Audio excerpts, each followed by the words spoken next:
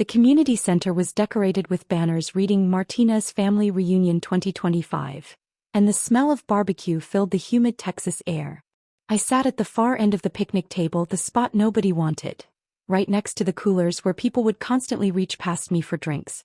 "Alex, grab me a beer," my cousin Raymond said, not even looking at me. I handed him one from the cooler. He didn't say thanks.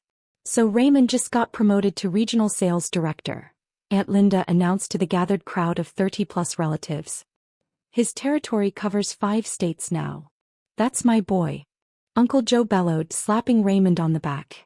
"That's what real success looks like." Everyone clapped. Raymond stood up and took a mock bow, his polo shirt stretched tight over his beer gut. "Speech. Speech," someone called out. "Well, you know," Raymond said, grinning, "it's all about working smart, not hard. Identifying opportunities. Making connections. That's how you move up in this world." More applause. My sister Maria caught my eye from across the table and rolled hers, but she stayed quiet. She'd learned years ago not to rock the boat at these things. "Now, Alex," Dad said, his voice carrying that particular tone, the one that said he was about to embarrass me for entertainment. "Why don't you tell everyone about your job?" I took a sip of water. "I work in security." "Security?" Uncle Joe laughed. "Like a mall cop?" "Corporate security," I said evenly. "Oh, corporate," Raymond said, making air quotes. "So you watch cameras all day. Real prestigious." The cousins snickered. Someone whispered something and more laughter rippled through the group. "At least it's steady work," Mom said, trying to be supportive in her way. "Not everyone can be a regional director." "That's the spirit," Aunt Linda said, patting Mom's hand. "We can't all be ambitious. Some people are just meant for simpler roles." "How much does that pay?" Raymond asked, leaning forward. "Security guard work? 30,000? 40? Something in that range," I said. "Jesus," Raymond said, shaking his head. "I make that in bonuses alone. But hey, no judgment. Someone's gotta keep an eye on the parking lots, right?" More laughter. I cut into my brisket. "Remember when Alex used to talk about going into law enforcement?" Dad said, and I could hear the disappointment in his voice. "We thought maybe he'd become a detective or something. But I guess security guard was close enough." "Dad," Maria said quietly. "What?" "I'm just saying. We had hopes, that's all." "High hopes," Uncle Joe agreed. "Smart kid like Alex, we figured he'd do something important. But you know what they say, some people just don't have the drive." My cousin Jennifer, who'd married a dentist and never let anyone forget it, leaned over. "Alex, have you thought about going back to school? My husband's dental practice is always looking for office staff. It would be a step up from security work." "I'm good where I am," I said. "See? No ambition," Raymond said, gesturing with his beer. "That's the problem with this generation. No hunger. They're fine with mediocrity." "I wouldn't say mediocrity," Aunt Linda said, though her tone suggested she absolutely would. "Security is important work. Someone has to do it." "Exactly," Dad said. "We're proud of Alex for finding something stable. Even if it's not glamorous." My secure phone, the encrypted one they assumed was just my regular cell, buzzed in my pocket. I ignored it. "The thing about real success," Raymond continued on his 3rd beer now, "is that it requires vision. Leadership. The ability to make decisions that impact hundreds, thousands of people." He looked at me. "No offense, Alex, but watching cameras doesn't exactly develop those skills." "None taken," I said. "I mean, when I close a deal, I'm affecting supply chains across entire regions. Jobs. Livelihoods. That's responsibility." He puffed out his chest. "That's what separates the leaders from the followers." My phone buzzed again. Then a 3rd time in quick succession. "Popular tonight," Jennifer smirked. "Is your supervisor calling? Did someone try to steal a laptop?" Laughter around the table. I pulled out my phone. 7 missed calls. 15 texts. All marked urgent. Level 1. "Excuse me," I said, standing. "Uh-oh, security emergency," Raymond said in a mock serious tone. "Someone probably parked in the wrong spot." More laughter. I walked away from the table toward the parking lot and answered the call back. "Deputy Director Martinez," a tense voice said immediately. It was Sarah Chin, my assistant director. We have a level 1 situation. Multiple terrorist cells activated simultaneously. The director needs you at command immediately. My entire body went cold. How many cells? 17 confirmed. Coordinated attacks planned for major metropolitan areas. NSA intercepted the communications 20 minutes ago. We've got 2 hours, maybe less. Where's the director? In the air, returning from Brussels. He's 40 minutes out. He's ordering you to take command until he arrives. The entire Joint Task Force is assembling now. FBI, CIA, DHS, NSA, DOD. They're waiting for your authorization to move. I looked back at the picnic tables. My family was laughing, eating, completely oblivious. How credible is the threat? 97% confidence. Alex, this is real. We need you now. Bring them here, I said. Sir. My family's reunion. Valley View Community Center, Austin. Bring the entire command structure here. We'll run it from the parking lot. Pause. Deputy Director, are you certain? We don't have time for me to drive to the field office. Set up a mobile command center. Full communications suite. Get me video links to all field offices and agency heads. 30 minutes. Sir. Mobilizing now. I hung up and walked back to the table. Everyone was deep in conversation except Maria, who was watching me with a concerned expression. Everything okay? She mouthed. I nodded and sat down. Raymond was in the middle of another story.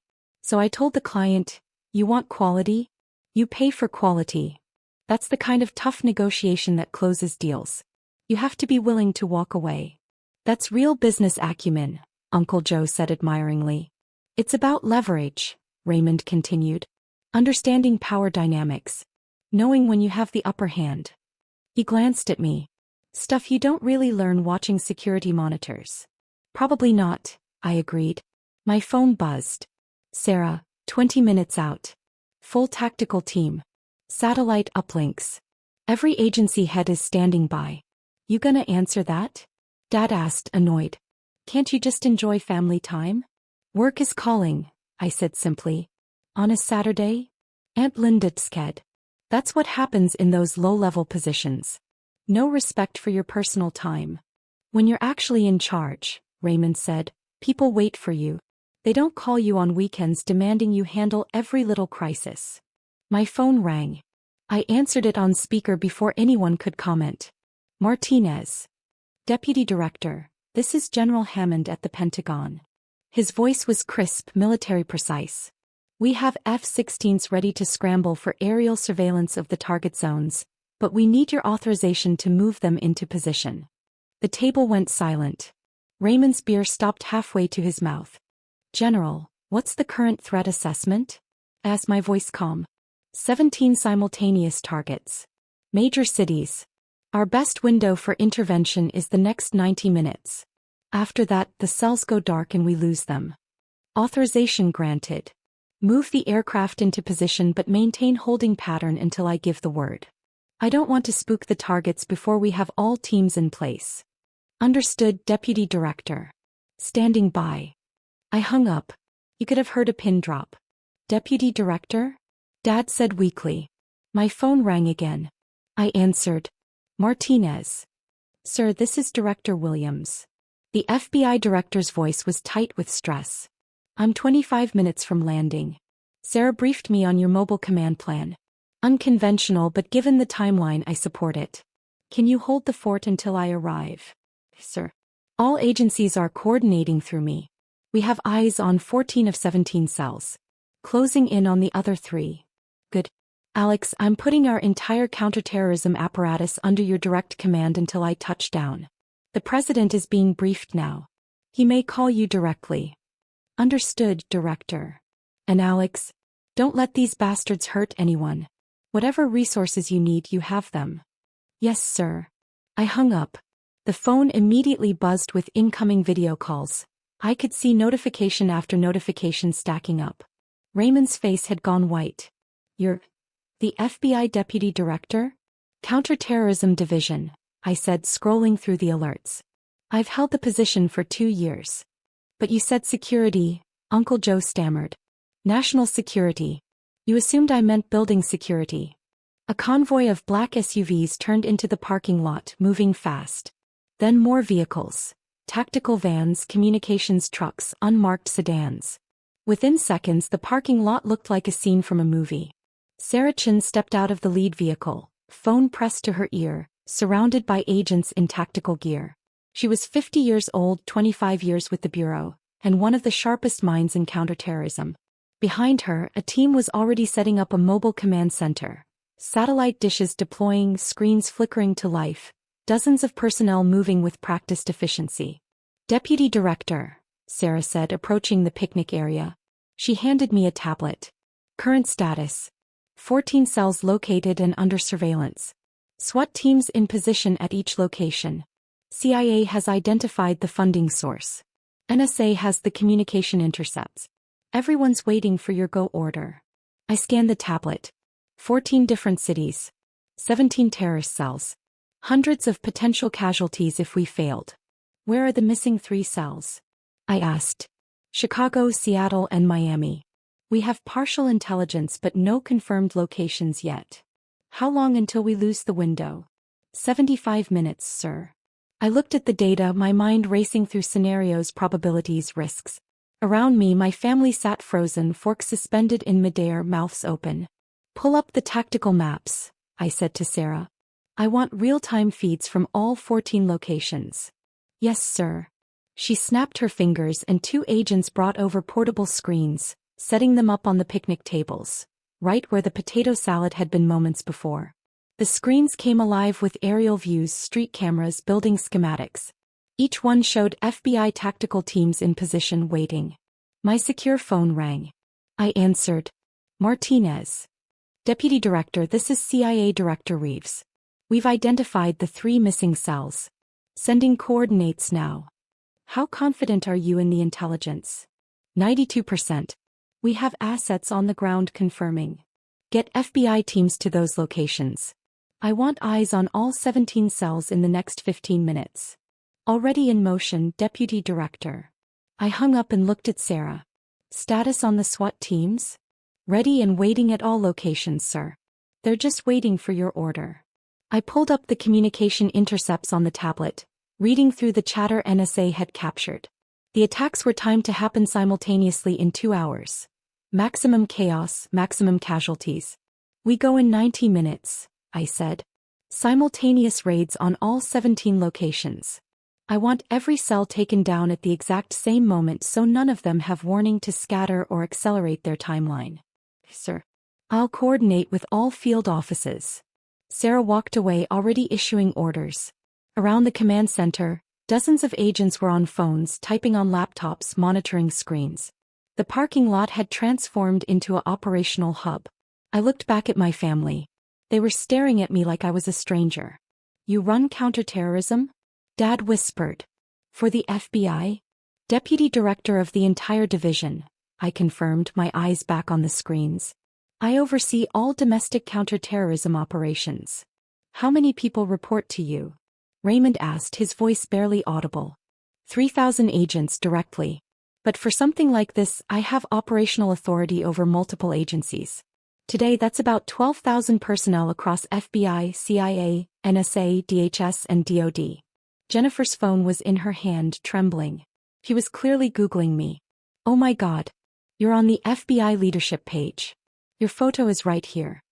Deputy Director Alex Martinez, youngest person ever appointed to the position, responsible for preventing 23 major terrorist attacks since taking office. 24 after today, I said quietly, "if we do this right." Maria was crying. "You've been doing this for 2 years? Longer." "I was assistant director before the promotion. I've been with the Bureau for 8 years. But you never said anything," Mom whispered. "Operational security," I said simply. "The fewer people who know what I do, the safer I am. And the safer you all are." Another vehicle pulled up. This one had director plates. Michael Williams stepped out, flanked by security. He was 62, silver-haired, and had been FBI director for a decade. He walked straight to me. "Alex," he said, shaking my hand. "Status. All 17 cells located. SWAT teams in position. We're coordinating simultaneous raids in I checked my watch. 83 minutes. Any complications? Chicago cell is in a residential building. Higher risk of civilian casualties. I've ordered tactical to use non-lethal entry protocols. Good call. Williams looked around at my family, still frozen at the picnic tables. I'm interrupting a reunion? You're saving lives, sir. The reunion can wait. Williams smiled slightly. That's why you're my deputy director. He turned to Sarah. I'm here to support, but Deputy Director Martinez has operational command. Everything goes through him. Yes, sir, Sarah said. Williams looked at my father. You must be very proud of your son, Mr. Martinez. Dad couldn't form words. Alex is the finest counterterrorism officer I've ever worked with, Williams continued. He's saved more lives than any of us will ever know. The president personally requested him for this position. He walked toward the command center, leaving my family in stunned silence. My secure phone rang again. Martinez. Deputy Director, this is the White House Situation Room. The president wants a brief. Put him through. A click then. Alex, it's President Morrison. Michael tells me you have all 17 cells located. Yes, Mr. President. We're executing simultaneous raids in 80 minutes. Confidence level? High, sir. We have solid intelligence and overwhelming tactical advantage. Any risk to civilians? We've minimized it as much as possible. One cell is in a residential area, but we're using specialized entry protocols. I trust your judgment, Alex. You've never let us down before. Thank you, Mr. President. One more thing. Congress is briefing on this Monday. I want you there to walk them through how we identified and neutralized the threat. I'll be there, sir. Good luck, Deputy Director. The country is counting on you. The call ended. I looked at the screens. Every cell was now under active surveillance. Every tactical team was in position. 12,000 personnel were waiting for my order. Raymond stood up slowly, his face pale. You just talked to the president. Part of the job, I said, not looking away from the screens. The President of the United States knows your name. He appointed me personally to this position. Oh God, Aunt Linda whispered. We've been mocking you. For years. Yes, I said simply. But you never corrected us, Uncle Joe said weakly. Would it have mattered? I looked at him. Would you have treated me differently if you'd known? Or would you have found other ways to dismiss me? Silence. I didn't tell you because I wanted to know if you cared about me as a person or just as a status symbol. I turned back to the screens. How I know. Sarah approached. Deputy Director, all teams are synchronized. Awaiting your order.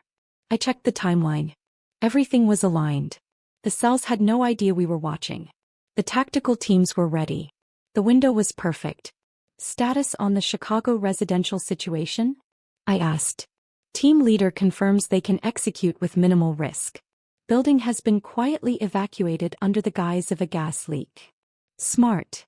I looked at the clock. We move in 75 minutes. Everyone stays on high alert until then. Yes, sir. For the next hour, I coordinated the largest simultaneous counterterrorism operation in U.S. history. From a parking lot in Austin, Texas, while my family watched in silence. I spoke with field agents in New York, Los Angeles, Chicago, Seattle, Houston, Miami, and 11 other cities.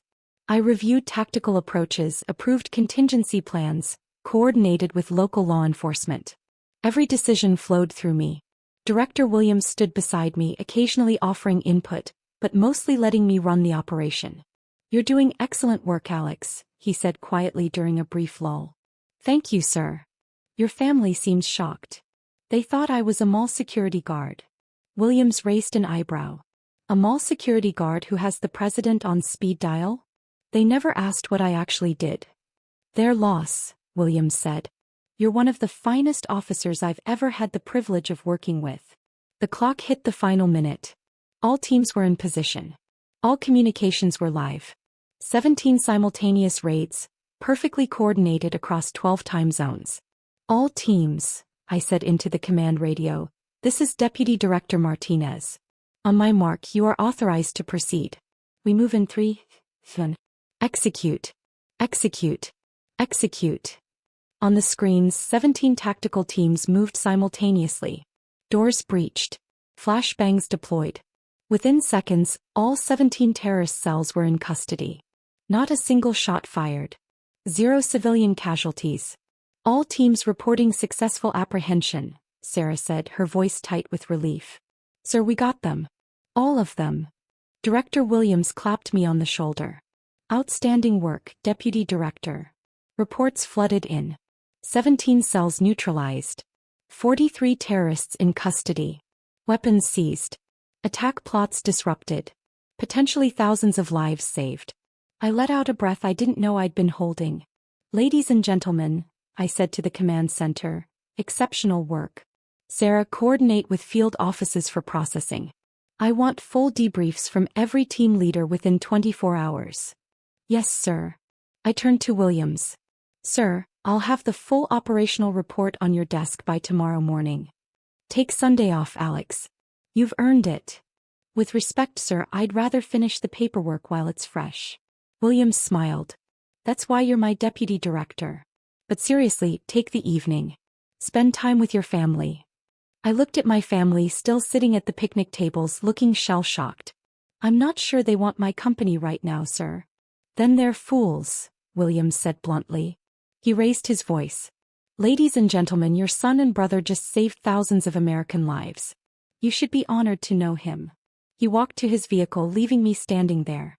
The command center began packing up.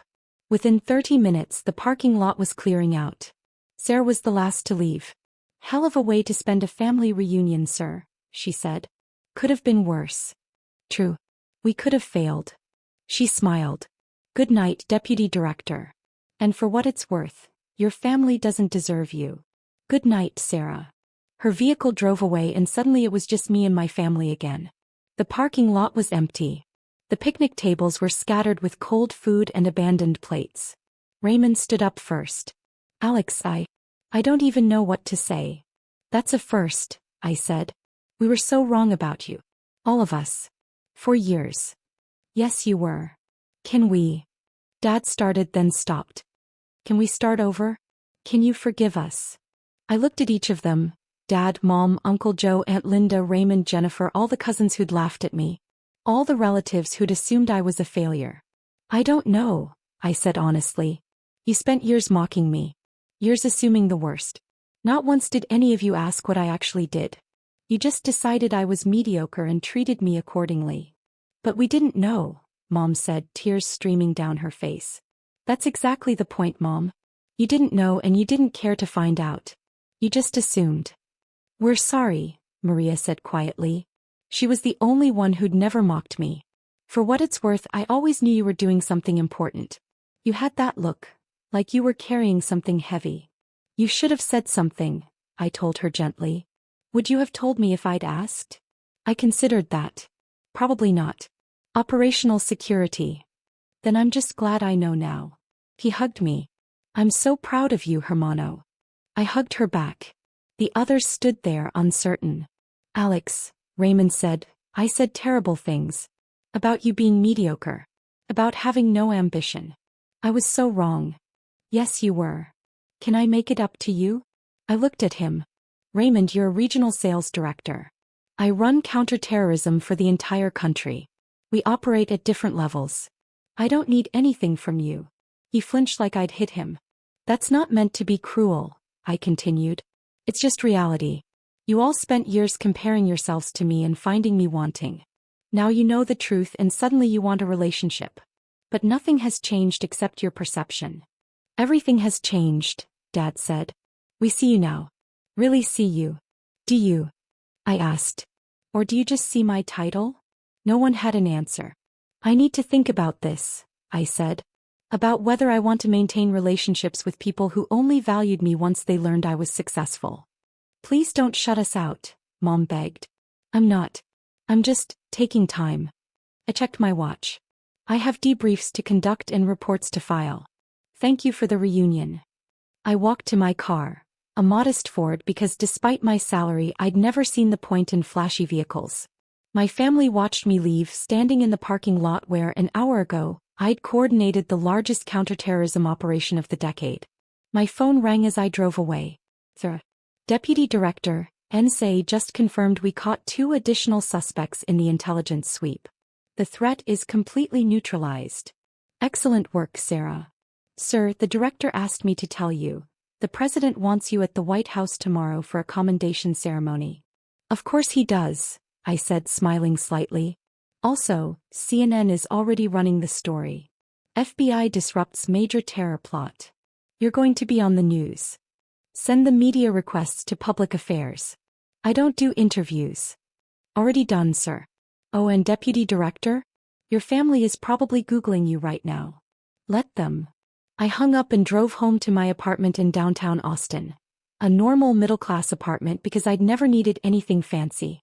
I poured myself a whiskey and sat on my balcony, looking out over the city I'd just helped protect.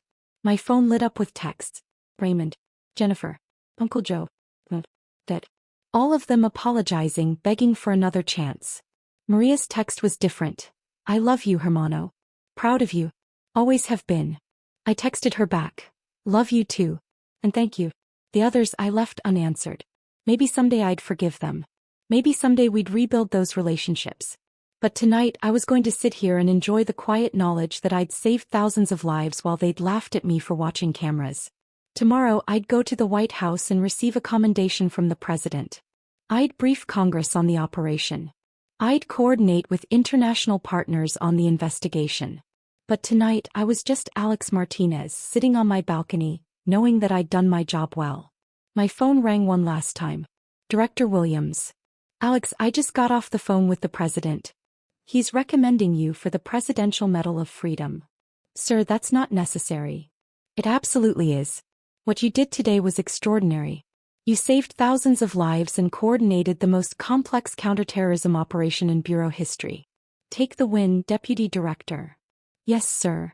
And Alex, your family called the FBI Public Affairs Office, asking for confirmation that you're really the Deputy Director. What did you tell them? I told them the truth, that you're the finest counterterrorism officer in the country, and they're lucky to be related to you. I smiled. Thank you, sir. Get some rest. Tomorrow's going to be a long day. I hung up and took another sip of whiskey. Somewhere across the city my family was probably still processing everything. Still reading articles about me. Still trying to understand how they'd been so completely wrong. But I wasn't thinking about them anymore. I was thinking about the 43 terrorists in custody. The thousands of potential victims who'd never know how close they came to disaster. The 12,000 personnel who'd worked together flawlessly to stop an unprecedented threat. And I was thinking about tomorrow and the next crisis and all the work still to be done. Because that's what deputy directors do. We protect people. We save lives. We operate in the shadows while others take credit. And sometimes, just sometimes, the people who underestimated us learn the truth. The view from the top of the FBI wasn't half bad. And I'd earned every inch of it.